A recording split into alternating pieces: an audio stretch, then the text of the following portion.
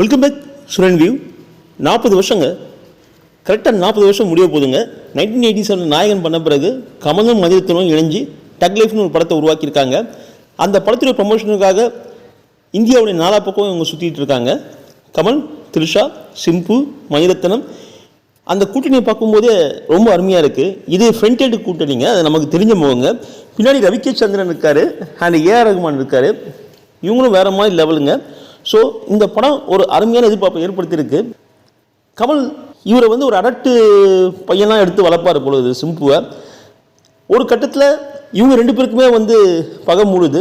இதுக்கு முக்கியமான காரணமாக 2 பேர் இருப்பாங்கன்னு தான் அந்த ட்ரெய்லரை பார்க்க சொல்ல எனக்கு டிகோட் ஆகுது. ஒன்று த்ரிஷா, இன்னொன்று நாசர்.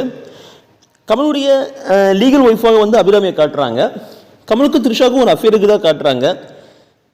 ஆக்சுவலாக அந்த அஃபேர் தான் அந்த சிம்புக்கும் கமலுக்கும் ஒரு ஃபைட்டை உருவாக்குது.